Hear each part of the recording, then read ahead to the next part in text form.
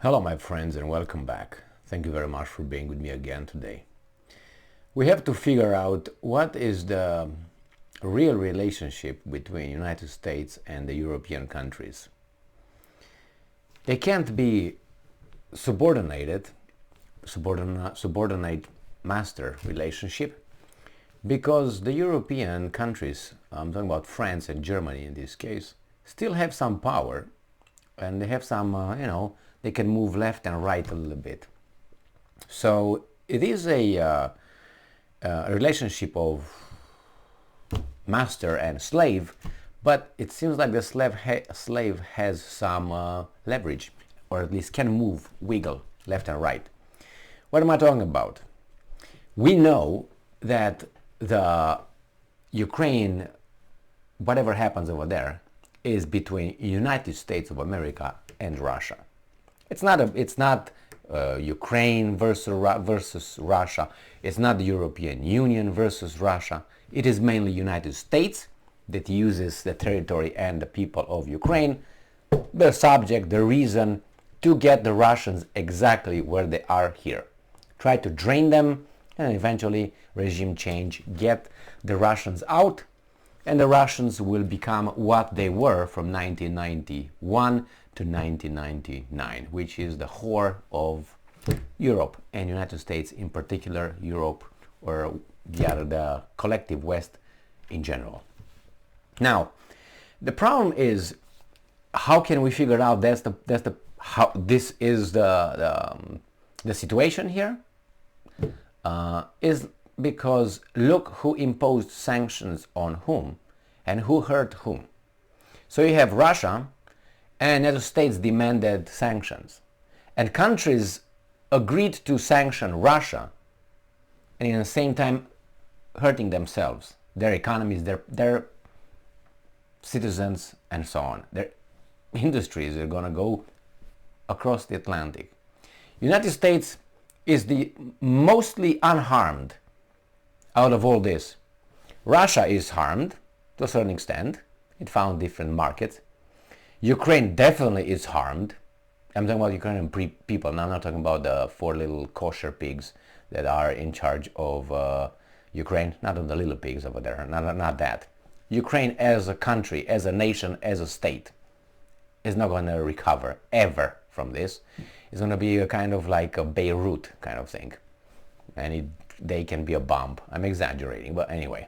And then you have the European Union, who fucked themselves by imposing sanctions asked by the big boss. All this seem to be so calculated. It's just I don't know. You don't get hurt. Your military-industrial complex is getting money. The banks are doing fine because they have to subsidize the high cost of energy. You don't get much affected. Europe gets dead. You got the energy companies making a kill, international companies. And now who's winning, who's losing? And now we find out that Macron and Scholz, the president of France and the chancellor of Germany, they get together, make a common front against United States' policies. So it's like, I make a decision here in the house with the whole family, that I make the decision. That decision will negatively affect everyone here but me. And then it's going to be again me, and let's say I get my wife and speak with my wife, and how can we make things better? A little bit too, no? But who the hell made the decision in the first place? You, me. So I hurt everybody, and then it's going to be what? Alleviated? Just turn back. Stop what you did. So this is what Germany right now and France, I think they're doing. Because they both complained that their industries are going across the Atlantic to United States of America. So United States of America not only made them impose sanctions, they shoot them in the foot and not have energy. They will steal their industry, their production, their independence. Besides the fact that Germany has 70,000 American troops on its territory and has more and so on. So that's a de facto occupation. It's not a de jure. So, and probably both of them, that if you look deeper somewhere that we don't know. So let's see what this article is telling us about what Germany and France are doing. This article comes from Sputnik from today, the 25th of November 2022. German Chancellor and French Prime Minister sign declaration on mutual support in energy. Did you hear that? Instead of saying lift the sanctions, the decision that we were pushed by United States and the weasels, instead of saying that, because they can't, because that tells me who's in charge. But on the other hand, these guys make this little wiggle here and there, so they still have room to move by making these decisions, helping one another, trying to alleviate a decision they had to make because the big boss told them so. That's why these guys are under the US's control, but not all the way. So, German Chancellor Olaf Scholz and French Prime Minister Elisabeth Borne on Friday signed a joint declaration on cooperation and mutual support amid growing challenges in the field of energy. And I'm quoting, France and Germany reaffirm their close ties in the field of energy and their full solidarity. The two countries are thus committed to implementing concrete measures of mutual support and solidarity to guarantee the security of energy supply for their citizens and businesses. Now you want to guarantee the security of energy supply for their citizens and businesses? Weren't you the same guys? Macron is not there because he's a weasel. He was busy, having his lollipop polished or something. Anyway, he was not there. But anyway, wasn't France and Germany one of the two countries that agreed with the sanctions and all that? And now they tell me that they care about the population? Why didn't you care about that in February, March, April, May? Now, everything you did, you just did like this with your population. Pum, pum, pum, pum. And now you say, hey, I care for the population. How about we try to alleviate solidarity here? Yeah, let's do something about it. It's like you have a hammer and you hit yourself in a hammer and say, well, it hurts, goddammit. What should I do? Well, maybe I put this little pad here and I hit it. I don't feel it that hard. How about stopping hitting your fucking head?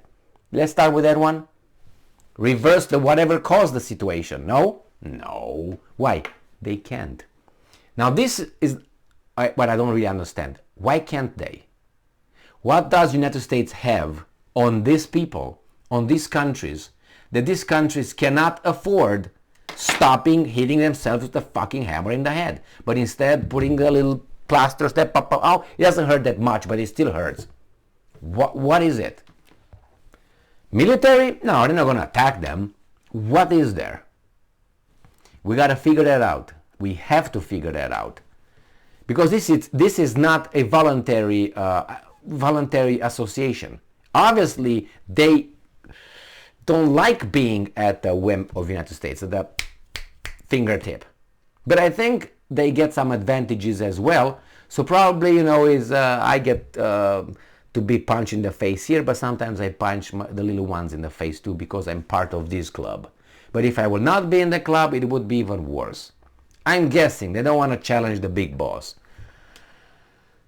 So, the document also said that the two countries had begun to develop infrastructure for imports of liquefied natural gas and coordinate their action in terms of energy supplies. Why do you need to do that?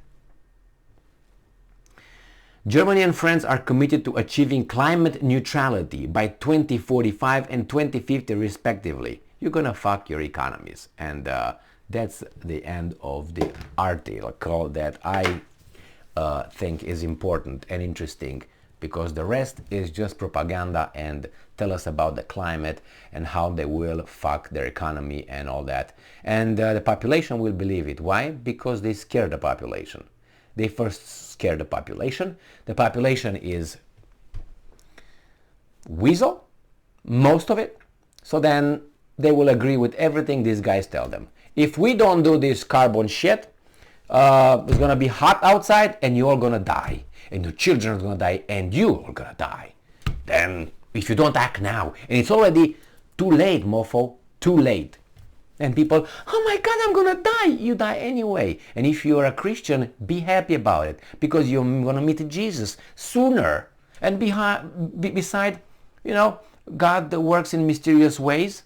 That means you don't know when he's gonna show up. It's not in the Bible. So why do you even care? Just relax. Remember, God doesn't feed the birds. The birds find it was something like this in the Bible, saying that, look at the birds. Nobody cares for them. The nature, God will take care. Everything's going to be all right. The same. Let it go, baby doll. There you go. Follow me. Sell everything and follow me. How about that? I mean, they're so afraid to die, these people who are so eager to meet Jesus. It's so fucking unbelievable. It's I don't want to say it's a paradox, because it's really, you know what I mean? I don't want to... My goal is not to insult people in this case, all right? When I want to insult people, I'm straight. I don't, oh my God, I want to hurt you. I'm going to say, no. But anyway, let's stick to the point here. So maybe we find what exactly is the connection between the United States and these weasels. And I think it is, you want to be with a big shark, which is still a big shark, because you get some perks. But you have to be fucked sometimes, you know what I mean, and you're behind by the big boss. But then you get to other little ones that you find around the world. That's what you do. You are like the hyena with not hyena, coyote, or with jackal. Jackals, those small little fuckers. They are very tough with the rabbits and mice and rats. They're very tough with those guys. The predator comes, the jackal on the prairie, or whatever he comes on the savannah. But when something a little bit bigger than the fucking jackal comes, they're like with their fucking tail between their legs. Now that is how the Europeans are. They're very tough with, go to the Africans and tell them what to do, and they're going to do this with this. They wiggle their finger to China and to North Korea. Are we okay? Are we okay? Yeah, yeah. But when it's about the big boss, they're like, don't go too deep this time, please. Thank you very much for being with me again today. Stay strong, stay smart, look for the truth, and be just.